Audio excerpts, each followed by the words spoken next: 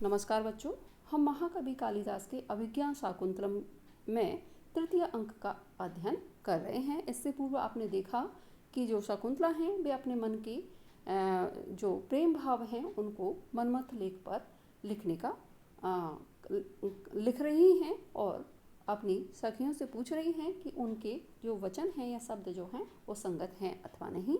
उसके उपरांत आगे देखिए।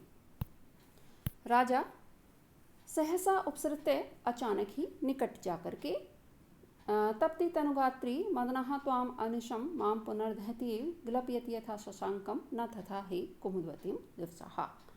जैसे ही शकुंतला अपने मनोगत भावों को सखियों के समक्ष मनमत्व लेख पर लिखते हुए प्रकट करती हैं, राजा दुष्यंत इन सब वृत्तांत को छुप करके देख रहे हैं या सुन रहे हैं।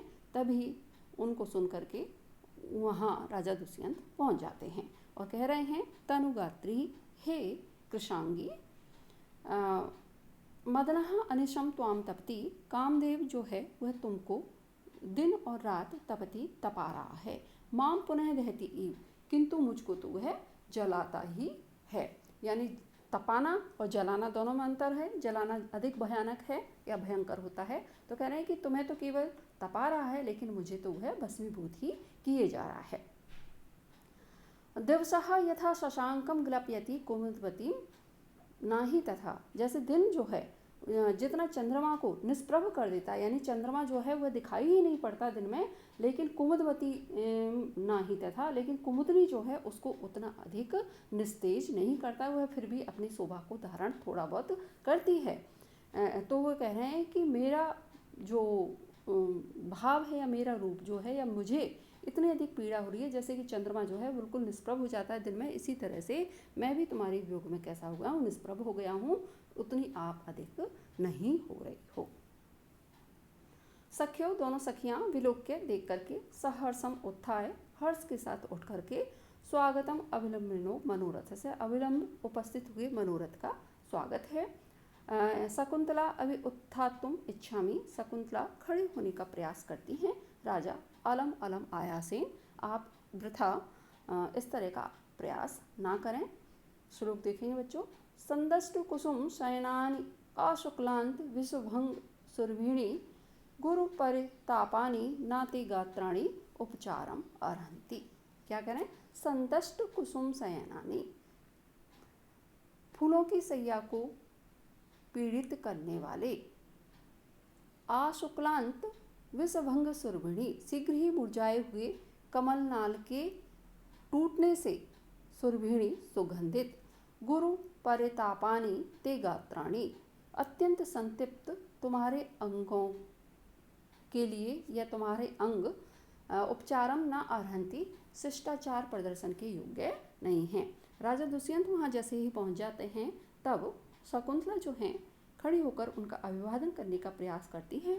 तब राजा दुष्यंत कह रहे हैं कि इस तरह का प्रयास करना, प्रयास से बस कीजिए या ये आप रहने दीजिए, क्योंकि आपका जो शरीर है इस समय शिष्टाचार प्रदर्शन के योग्य नहीं है, क्योंकि आप जिस सैया पर, जो कि कैसी है, फूलों की सैया है, और उस पर अभी अभी जो कमलनाल है उसके टूटने से वो क्या है, सुगंधित है, उस पर अत्यंत संतप्त या पीड़ित तुम्हारे जो अंग हैं वे इस तरह का शिष्टाचार प्रदर्शन या औपचारिकता के लिए नहीं, योग्य नहीं हैं। टिप्पणियाँ देखेंगे बच्चों। तपति, यहाँ तप पर तपति और दहती पर अंतर है, उसे ध्यान दें। राजा का कथन है कि कामदेव तुझे तपाता है पर मुझे तो वह जलाता है, अर्थात मुझे अधिक दुख देता है और तुम्हारे मिलन के बिना मृत प्राय हो रहा हूँ। ग्लपयति, दिन में कुमुदनी केवल मुरझा जाती है, परंतु चंद्रमा जो है उसका तो अस्तित्व ही क्या हो जाता है, प्राय समाप्त हो जाता है। यहाँ पर राजा ने अपने आप को चंद्रमा और शकुंतला को कुमुदनी माना है। कुमुदनी चंद्रोदय होने पर खिलती है। यहाँ पर दोनों वाक्यों में बिंब प्रतिबिंब भाव होने से दृष्टांत अलंकार है। कृशगात्र होने और स्त्री होने से काम तपाता है, दोनों कारणों से काव्यलिंग है। मदन का अर्थ सुखदायक भी है, वह ताप का कारण होने से विरोधाभास है। मदयतीति मदनहा आनंदप्रद, काम अर्थ होने से परिहार है। तन और गात्र दोनों शरीर का अर्थ शरीर है, अतः तनुगात्री में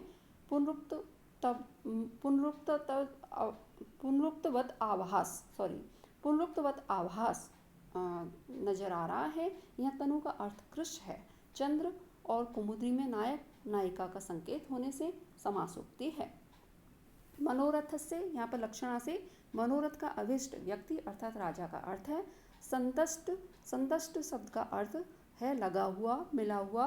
यहाँ पर लाक्षणिक अर्थ पीड़ित लिया गया है। फूल की सैया अंगों में लगी होने से दब गई है और मुरझा गई है, यह कवि का अभिप्रेत अर्थ है। संदष्टम कुस्मानम शयनम तई यही तानी, यहाँ बहुब्री समास है। आशु क्लांतेन विषभंगेन सुरभिणी तत्पुरुष, तुरंत मुरझाए हुए कमलनाल के टूटने से सुगंधित। गुरु परितापः, ये सुतानी बहुब्री समास है। अत्यधिक संताप युक्त। उपचारम सामान्य शिष्टाचार के प्रदर्शन की क्षमता उनमें नहीं है। इस श्लोक में उत्तरार्ध के प्रति पूर्वार्ध कारण है, अतः काव्यलिंग अलंकार है। साभिप्राय विशेषणों के कारण यहाँ पर परिकर नामक अलंकार है। शेष बच्चों अगले व्याख्यान में। धन्यवाद।